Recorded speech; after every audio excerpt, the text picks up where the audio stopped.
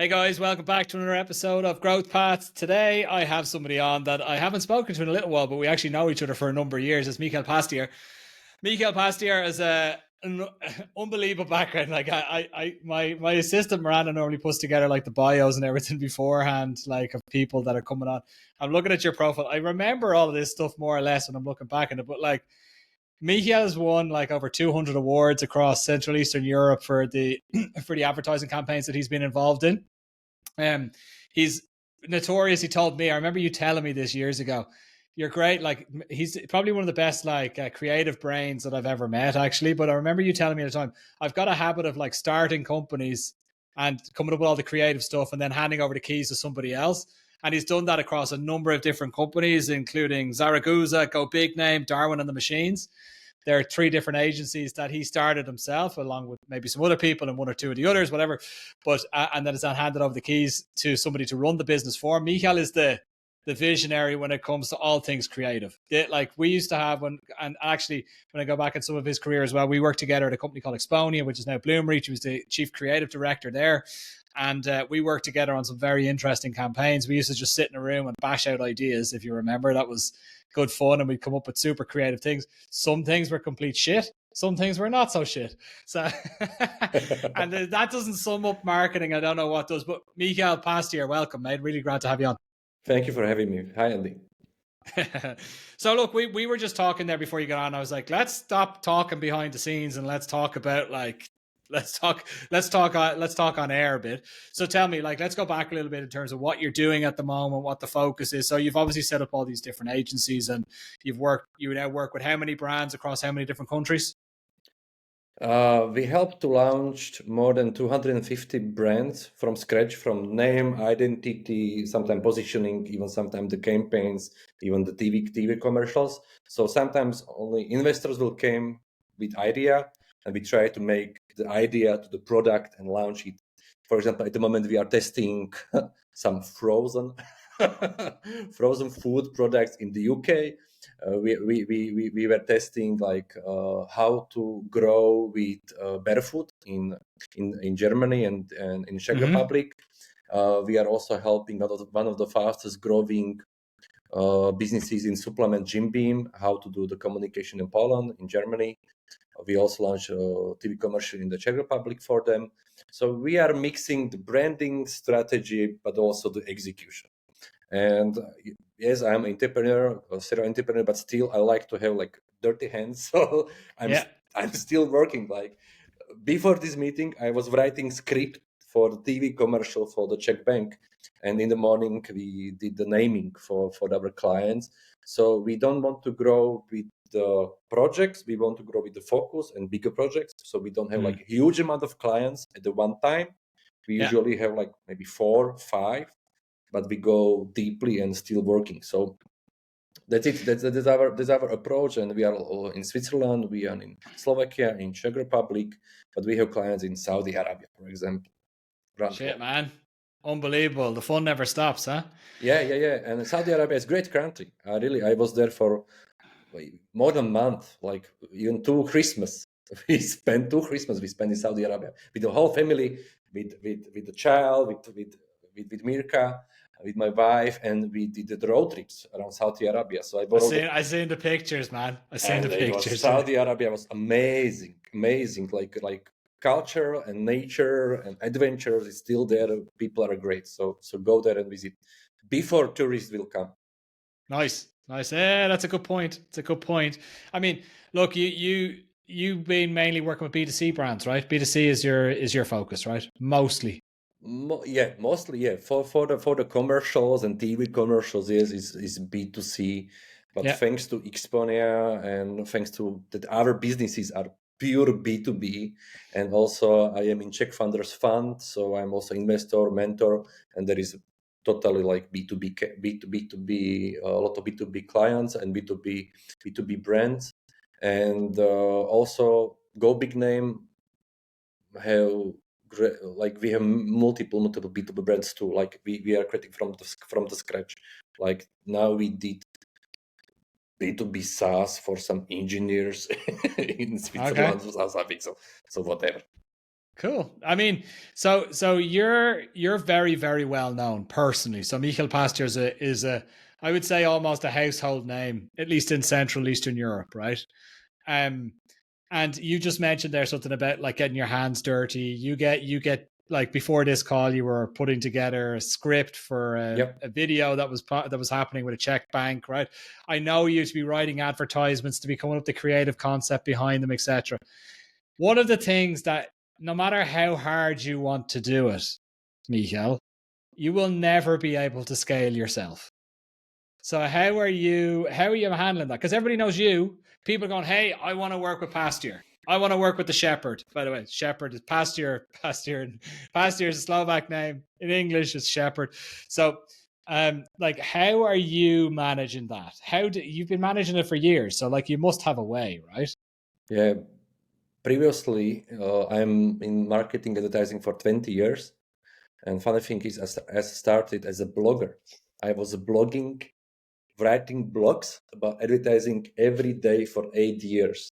So, I don't know, 15 years ago, I got 20,000 people waiting for each morning. I was sending them a message, this is new blog post. So that was amazing era. And what I try to do is to tell people, no, thank you. So it's stupid, I know, but it's only way. So for example, we don't do consultancy. We try to focus on our clients. So if they ask us, okay, I will give you 2,000 euros per hour. I need your consulting. I just don't. It's nice money, but I don't need them because I need to be focused on my task, and this can be very dangerous. So I don't want to. It's very hard to scale this way. So I'm scaling with the products around me. So I just wrote a book which was sold more than 17,000 pieces were sold on this market. So it's a way of scaling. I wrote the online course, but one was about creativity, second was about brand building in age of chaos.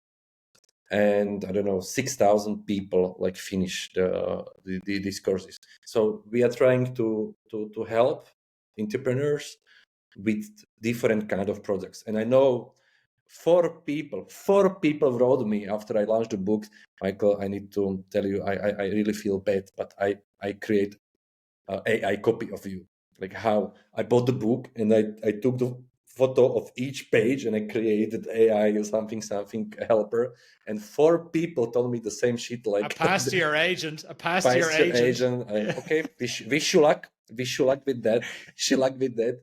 So Ah, it's funny, but I'm enjoying this. For me, the personal freedom and the family is the most important stuff. We've been working together in a company with hundreds of people, and everybody needs something different. What allow is this the special? Sorry. Oh, sorry. that's all right. In the beginning. And the allergies. Yeah, allergies, man. Yeah, I'm the same. I have window here, and sometimes I don't know how to say Breza in English, but I know that Breza is like 1 kilometer that way. so yes, allergies are there. So I don't want to work in a company with hundreds of people and thousands of people. I want to have this freedom and great team around me, and team which I see as like Navy SEALs, the specialists.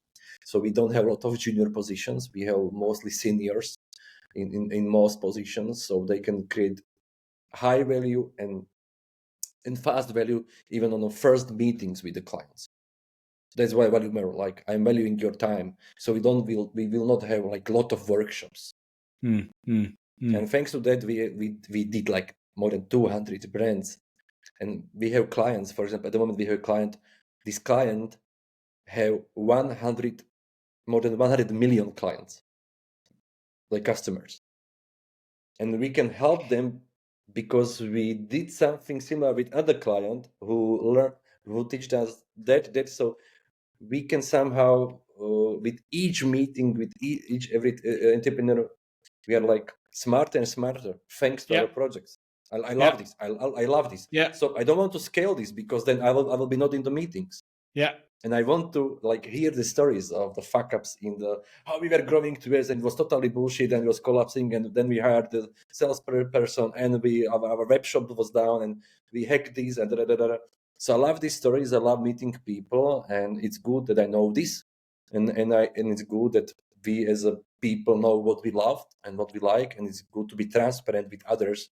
What we see, where is our position, so others will know that okay, this will be not multi-billion-dollar company, never, but we will be happy. We will have freedom, and if you want to go to Peking, Paris, I will be more than happy that you will go racing for 30 days from Peking to Paris, and I will be happy that you are not the company. And that's the environment we want to create. That's amazing, man. It's amazing. Like it's funny. We haven't spoken in maybe, I don't know, 7 years, something like that, maybe. But like your view on the world, even though your businesses have grown so massively as well since we last spoke, you've launched a book now that's sold 17,000 copies, etc. Like your view on the world has not changed since day one of when I first got to know you. You like this exact conversation is like nothing has changed. Like you've always had I've always been surprised whenever I spoke to you. You have these businesses all around you. You've been involved in all these setups and startups and everything, part of an investment fund and everything. But like you don't really let it phase you. Like I don't think I've ever seen you stressed. Now you could be stressed, don't get me wrong. But how do you handle stress? Like are you good with it? Like I think you are, but that's just me on the outside. I don't know how it is on the inside.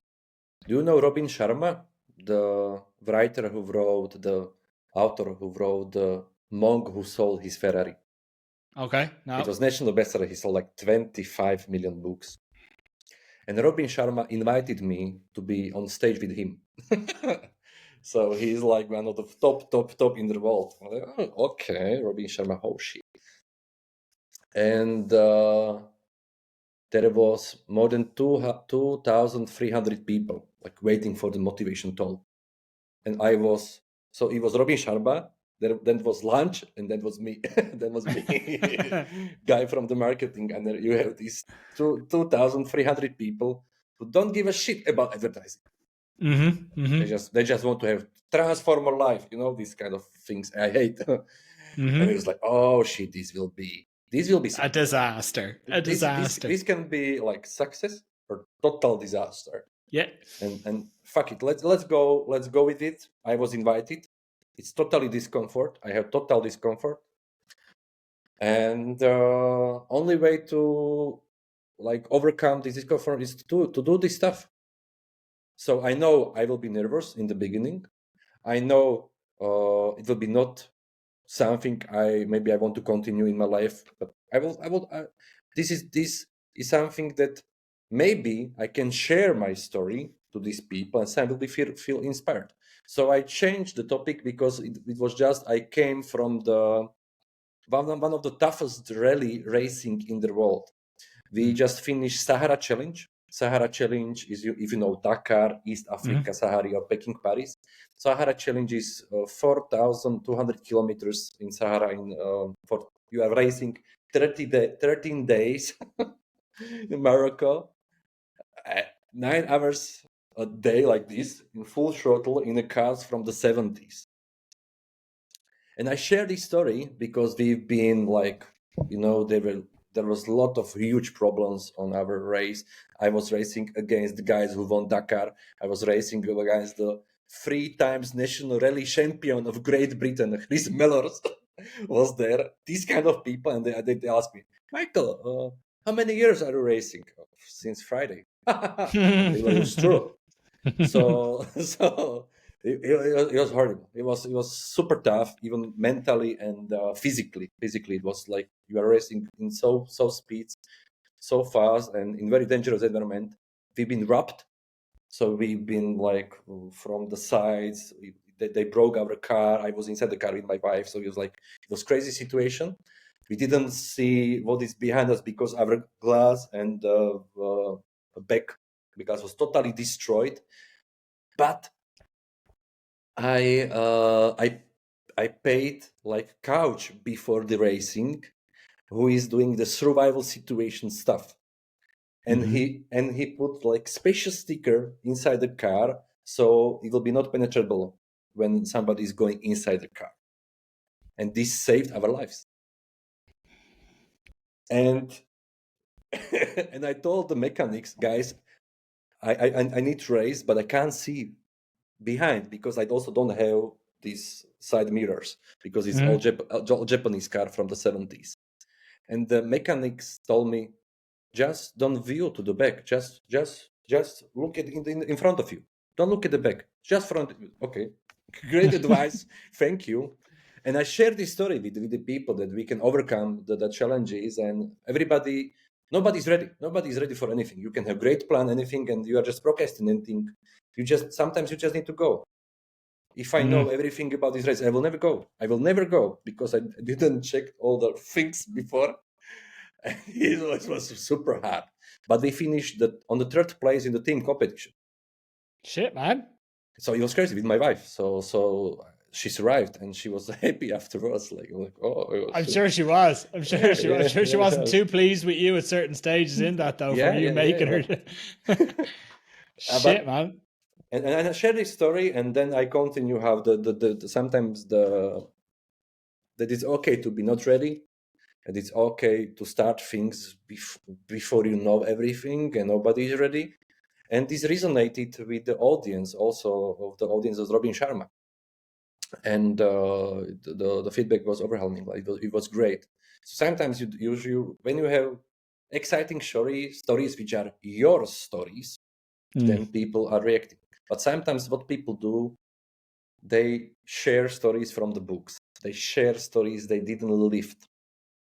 So my advice for anybody who don't want to have stress from the situation, do stressful situations, and then share that you were scared, share that you were insecure in these situations, and people are totally okay. And you will see the freedom of you, that you are not afraid anymore because you are sharing. I was afraid, and this is helping you a lot. So it doesn't matter if you are communicating to 2,300 people live.